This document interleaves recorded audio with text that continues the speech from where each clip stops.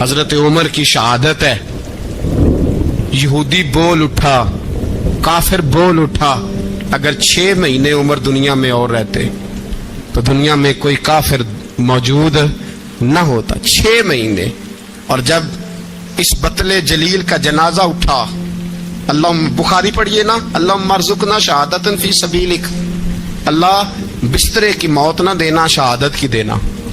عمر شہید ہوئے, مسجد نبوی میں نماز پڑھاتے, اور جب جنازہ اٹھا تو مدینے کا پھر پیچھے جو دلیر بچے وہ مولا علی تھے.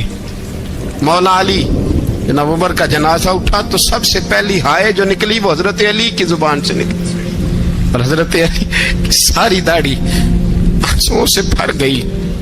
لوگوں نے کہا کہ علی کیا ہوا؟ فرمانے لگے تم دیکھ نہیں رہے جنازہ کس کا اٹھا ہے, پلٹ کے دیکھو تو صحیح, تم پتہ نہیں یہ کون گیا ہے.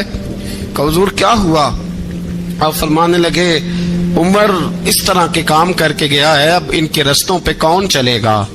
کون اس کے جگر راہ وفا میں میں نقش ایسے چھوڑ آیا ہوں, میں جس منزل سے گزرا ہوں وہ اب تک یاد کرتی ہے. حضرت علی حضرت عمر کے جنازے پہ کھڑے ہو کے کہتے ہیں اللہ مجھے اس طرح کے عمل کرنے کی توفیق دے جس طرح کے عمر کر کے گیا. میرے بھائی, بطل عزیز, بطل حریت حضرت عمر رضی اللہ تعالیٰ عنہ, جو اپنی زندگی انقلاب والی گزار کے گئے. عمر جب دنیا سے گئے تو 80 دینار کا قرضہ تھا, 22 لاکھ مربع میل کا حکمران, اور اپنے بیٹے سے کہنے لگے بیٹے کوشش کرنا تیرے خاندان والے مل کے میرا قرضہ اتار دے, میری قبر پہ بوجھ نہ رہے, اور اگر خاندان والے مدد نہ کریں تو میرے دوستوں سے بات کرنا, وہ مدد نہ کریں تو پھر علی سے بات کرنا. ان کا پیار آپس میں اتنا, اور تو اختلاف ثابت کر رہا ہے. 80 دینار کا قرضہ چھوڑ کر حضرت عمر دنیا سے گئے, اور جاتی دفعہ کہہ گئے میرے بعد میرے بچوں کو حکومت کے مشورے میں بھی شامل نہ کرنا, حکومت کے مشورے میں بھی میری اولاد شامل نہ ہو. اتنا بڑا شخص اتنا بڑا رنگ دے کے 1 محرم کو جب عمر فاروق کا وصال ہوا تو بیٹے سے کہنے لگے اماں عائشہ سے جا کے کہو میرا بھی نبی پاک کے روزے میں دفن ہونے کو دل کرتا ہے. ایک قبر کی جگہ ہے اماں جی نے اپنے لیے رکھی ہے, بخاری ہے بخاری. حضرت عائشہ کے پاس صاحبزادے گئے, کہنے لگے اماں جی عمر کو زخم لگ گیا ہے, حالت بڑی پریشانی والی ہے. وہ کہتے ہیں اگر اماں اجازت دیں. سید عائشہ رو پڑی, فرمانے لگی کہ اپنی قبر کی جگہ تو نہیں نہ کسی کو دیتا, پر عمر نے کمال ہی بڑا کیا. اسے کہو جاؤ گنبد خضرا میں قیامت تک جو مصطفیٰ پہ اور ابو بکر پہ سلام پڑے گا وہ تجھ پہ بھی سلام پڑھ کے جائے گا, جاؤ میں نے جگہ دی. اعلیٰ حضرت فاضل بریلوی رحمت اللہ علیہ فرماتے ہیں وہ عمر جس کے آداب شیدہ شکر, اس خدا دوست حضرت پہ لاکھوں سلام, اس خدا دوست حضرت پہ. آپ یقین کریں ممبر پہ بیٹھا ہوں, حضرت عمر کا جب نام لیتا ہوں تو میرے وجود کے رونگٹے کھڑے ہو جاتے ہیں. حضرت عمر کی زندگی جب پڑھتا ہوں تو لگتا ہے خدایا ایسے شخص بھی دنیا میں آئے. کہ حضرت عمر رضی اللہ تعالیٰ عنہ کا آج یوم شہادت ہے. میرا تو دل کرتا تھا کہ فجر سے باتیں شروع ہوں اور سارا دن ہی عمر کی باتیں ہوتی رہیں, سارا دن جناب عمر کی باتیں, سارا دن. اس لیے کہ ذکر جناب عمر کا ہوگا پر راضی اللہ کے رسول ہوں گے. میرے رسول پاک علیہ السلام سب کے لیے دعا مانگتے ہیں نا, حضور کی دعا عام ہے, لیکن مصطفیٰ کریم نے کعبے کا غلاف تھام لیا اور غلاف کعبہ کو حضور نے سینے سے لپٹایا اور سینے سے چمٹا کے کہا اللہ میں نے تو کبھی سوال ہی زیادہ نہیں کیے, میں کرنے آیا ہوں, مجھے عمر دے دے, عمر دے دے. حضور نے مانگ کے لیا.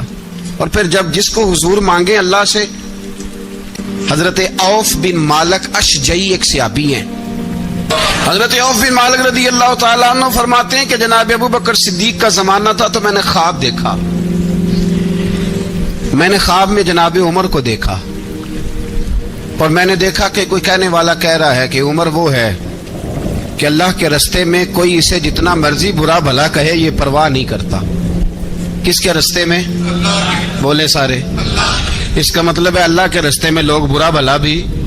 قرآن مجید نے کہا وَلَا يَخَافُونَ لَوْمَةَ لَائِمٍ, کچھ لوگ ایسے ہیں جو برا بھلا کہنے والوں کی پرواہ लोग परवाह नहीं करते। और दूसरी बात मैंने ये देखी कि उमर खलीफा बनेगा, और तीसरी बात मैंने ख्वाब में ये देखी कि उमर शहीद भी किया जाएगा, उमर शहीद भी होगा। ये मैंने 3 बातें ख्वाब में देखी। फरमाते मैंने आके ख्वाब हज़रत अबू बकर सिद्दीक को सुनाई, वो खलीफा थे। वो कहने लगे ठहर जा, मैं उमर को बुलाता हूँ, उसके सामने दोबारा सुनाना। उसके सामने फरमाते मैंने बुलाया हजरत उमर फारूक को, आके बैठे, ख्वाब शुरू हुआ। का एक बात तो मैंने ये देखी कि आप मलामत करने वाले की परवाह नहीं करते, दूसरा आप खलीफा बनेंगे। जनाब उमर कहने लगे चुप कर, अबू बकर के सामने ही कह रहा है, चुप कर, खलीफा के सामने ही कह रहा है। तो अबू बकर सिद्दीक कहने लगे उमर इसे कहने दो, मुझे लगता है रब की रजा यही है कि मेरे बाद अगर मुस्तफा का मिंबर मिले तो उमर को मिले, इसे कहने दो, कहने दो। हजरत उमर रदी अल्लाह ताला अन्हु को तीसरी बात कही। हजरत औफ बिन मालिक ने कहा आप शहीद किए जाएंगे, मैंने ख्वाब देखी है। नेक लोगों के ख्वाब बड़ी हद तक सच्चे होते हैं। कहा मैंने ख्वाब देखी है। तो हजरत उमर कहने लगे शहीद तो दलेर लोग होते हैं, शहीद तो दलेर, जिसे सारा जमाना दलेर कह रहा है वो अपने बारे में क्या कह रहा है, कहते हैं शहीद तो दलेर। मैं तो काहिल सा आदमी हूँ, सुस्त आदमी हूँ, मैं तो इतना काम ही नहीं करता, तो ये ख्वाब तूने जो ठीक है देखा है ना, फिर से देखना। तो अबू बकर सिद्दीक फरमाने लगे आजिज़ी ना कर, इनकिसारी ना कर, तो जो कह रहा है ठीक कह रहा है, लेकिन मुझे सुन के शुक्र भी हुआ है और अफसोस भी हुआ है। अफसोस इस बात का कि तेरे जैसा बतले अजीम चला जाएगा, और शुक्र इस बात का कि रब तुझे जिंदगी भी एजाज वाली देगा, और शहादत की मौत दे के अल्लाह तुझे मौत भी इज्जत वाली अता फरमाएगा। अल्लाह मौत भी तुझे इज्जत वाली देगा, तुझे काहिलों जैसी मौत अल्लाह। हजरत फारूक आजम रदी अल्लाह, ओ भाई यहां तो इस जमाने का सबसे बड़ा मसला प्रोटोकॉल है।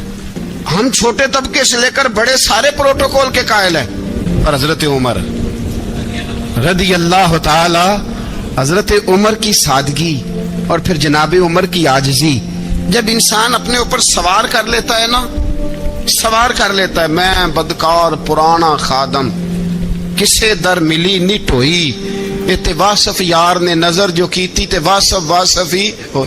मैं अक्सर सोचता हूँ हुजूर ने जहां भी कहा ना, फरमाया मेरे बाद नबी होते तो खताब के बेटे उमर होते। हुजूर ने फरमाया उमर जिस रास्ते से जाता है शैतान वो रास्ता बदल जाता है। नबी पाक सल्लल्लाहु अलैहि वसल्लम ने फरमाया मेरा उमर वो है कि इसकी जुबान पर हक जारी है। हुजूर अलैहिस्सलाम ने फरमाया 950 साल हजरत जिब्रील मेरे उमर की शान बयान करें तो इनकी अजमत खत्म नहीं होती। 950 साल जिब्रील अजमत बयान करे तो खत्म नहीं होती। ये बात है हजरत उमर की। और फरमाया उमर अबू बकर की नेकियों में से एक नेकी है, ये शान है अब उमर फारूक रदी अल्लाह ताला अन्हु की। हुजूर ने फरमाया मेरे बाद नबी होते तो उमर होते, जिस गली से उमर आए शैतान रास्ता बदल जाए। मेरे उमर फारूक की शान 950 साल बयान हो तो खत्म ना हो। उमर की जुबान पर अल्लाह हक बयान करता है, जो उमर कहता है वही रब कर देता है। हुजूर सारी जिंदगी फजीलतें बयान करते रहे, उमर जवाब में क्या कहते हैं? कोई बताए ना कि ये वाली हदीसें कभी उमर ने भी रवायत की हो कि हुजूर ने मेरे बारे में ये कहा है। ये रवायतें वो रवायत नहीं करते। उनसे जब लोग कहते उमर तेरी बड़ी बात है तो उमर रो पड़ते, कहते मैं तो ऊंट चराने वाले बाप का बेटा हूं, मैं तो ऊंट चराने वाले बाप का बेटा, ऊंट चरा। इससे आगे उमर गए ही नहीं सारी जिंदगी, इससे आगे लफ्ज ही नहीं अदा की। और मैं तो भाई ऊंट चराने वाला, मेरा बाप तो ऊंट चराया करता था, 10 ऊंट थे, मेरी ड्यूटी होती थी, संभाले नहीं जाते थे, अब्बा डंडों से मारता था। सारी जिंदगी उम्र हाज करने गए, एक खुश्क तना खजूर का उमर फारूक रदी अल्लाह ताला अन्हु ने उसको अपने कलावे में लिया, रोने लगे। लोगों ने कहा उमर क्या हुआ? फरमाने लगे यहाँ मैं ऊंट चराया करता था, यहाँ मैं ऊंट चराता था, 10 ऊंट संभाले नहीं जाते थे। देखो रसूलुल्लाह की शान, आज सारी उम्मत चलाने का तरीका अता फरमा दिया है। सारी नजरिए से प्यार, यार पैसा किसको बुरा लगता है? सारे सहाबा मिल के आए, कहने लगे उमर फारूक से कहना है नबी पाक के जमाने में तो जाहिरन गुर्बत थी, अबू बकर के दौर में भी गुर्बत थी, अब तो बड़ा माल है। عمر سے سفارش کرو کہ عمر نیا کرتا پہنا کرے. ملکوں کے سفیر آتے ہیں, عمر وہی پھٹی پرانی چادر اوڑھ کے اور وہی کئی جگہ پہ پیوند لگے سوٹ پہن کے سفیروں کے سامنے بیٹھ جاتا ہے. عمر کو مشورہ دو, طے ہو گئی بات. سب نے جب مشورہ دے لیا تو سارے کہنے لگے یہ بتاؤ شیر کی مونچھ کو ہاتھ کون لگائے گا, کہنا کس نے ہے, بندہ بھی تو ڈھونڈو نا. نے کہا جناب میرا یہ خیال ہے کہ مولا علی شیر خدا کہیں گے, کیونکہ جس شخص کی عمر کو سب سے زیادہ حیا کرتے دیکھا وہ شیر خدا مولا علی ہے رضی اللہ تعالی علی کہیں گے. اس لیے کہ جناب علی تو کئی دفعہ جب گفتگو کرتے تھے تو حضرت عمر چپ کر جاتے تھے اور فرماتے تھے علی نہ ہوتا تو میں ہلاک ہو جاتا. تو کہا علی سے کہو. جناب علی شیر خدا کو بلایا. کس کام کے لیے جی؟ اللہ اکبر. یہ ذرا آپ نے اس دور پہ اس بات کو ذرا لاکا جناب ان سے کہیں کہ زیادہ نہیں, ایک کرتا نیا پہن لے. سفیر آتے ہیں, وزیر آتے ہیں تو ایک کرتا نیا پہن لے. حضرت علی کو بلایا. آپ فرمانے لگے کوئی اور بات ہوتی تو میں کہہ دیتا, یہ والی میں نہیں کہہ سکتا.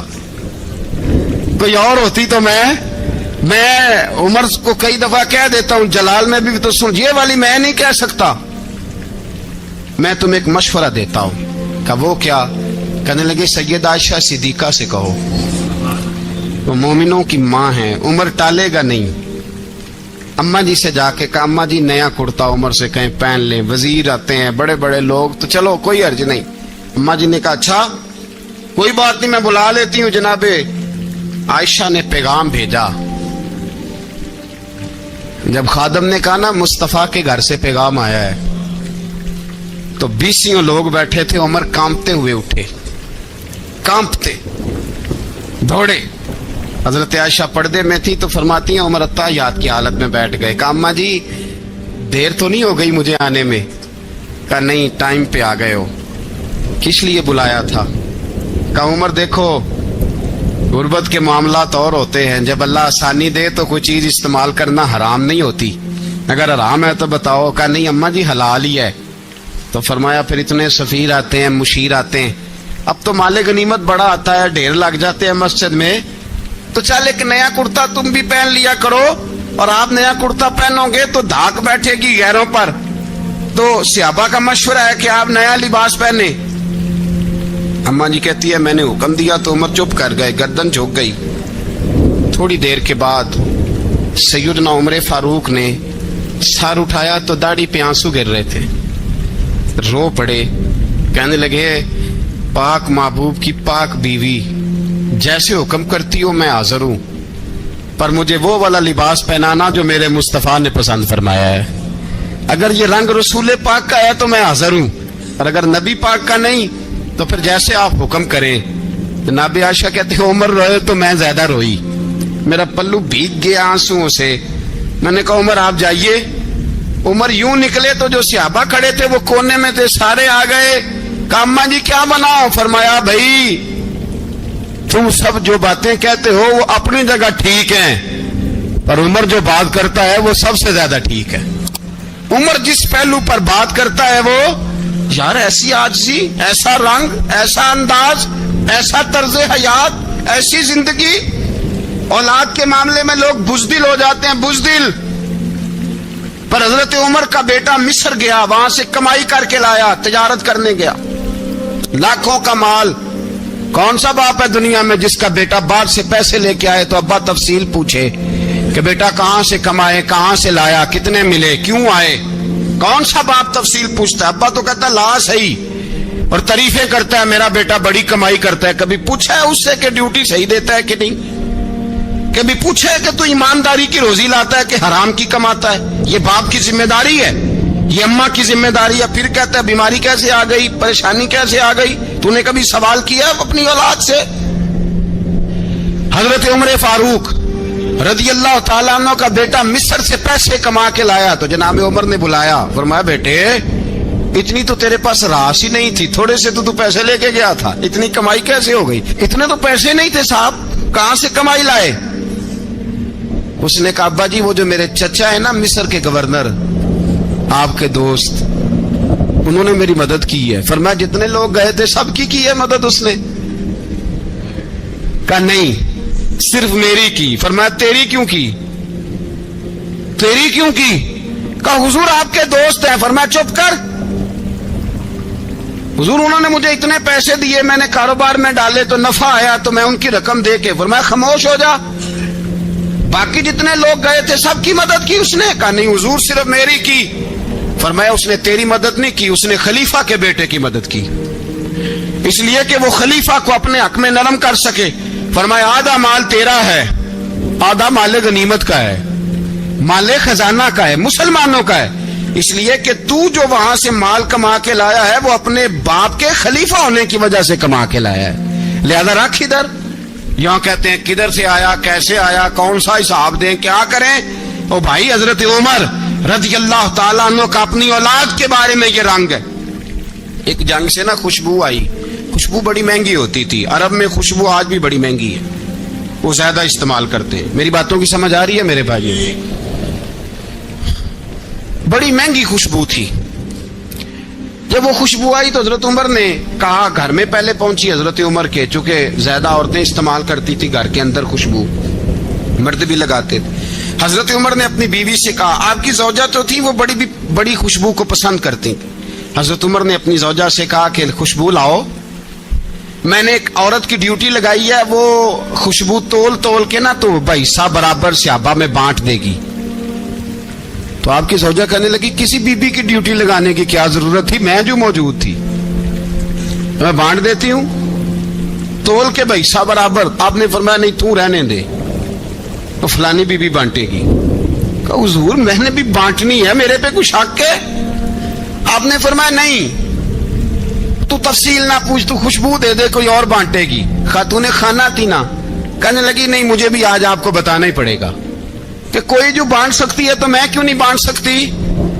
زوجہ کہتی عمر نے بات کی تو میری چیخیں نکل گئی. حضرت عمر فرمانے لگے جب تو خوشبو بانٹے گی نا تیرے ہاتھوں کو بھی لگے گی, تیرے دوپٹوں کو بھی لگ جائے گی. اگر رب کریم نے مجھ سے سوال پوچھا کہ عمر خوشبو تو مسلمانوں کی تھی, تیری بیوی کے دوپٹے کو کیوں لگ گئی, تو میں اللہ کے حضور کیا جواب دوں گا. اگر اللہ نے یہ سوال کیا کہ تیری بیوی نے کیوں لگائی, وہ تو حصہ تھا مسلمانوں کا, تو نے تیری بیوی نے کیوں لگائی. تو فرمایا میں نہیں چاہتا کہ اللہ کے حضور مجھے اور تجھے باز پرس ہو, لہذا کسی اور کو بانٹنے دے. زوجہ روئی اور تڑپ کے کہنے لگی عمر مجھے لگتا ہے صبح قیامت بھی تیری بیوی ہونے کی وجہ سے اللہ مجھے جنت عطا فرما دے گا.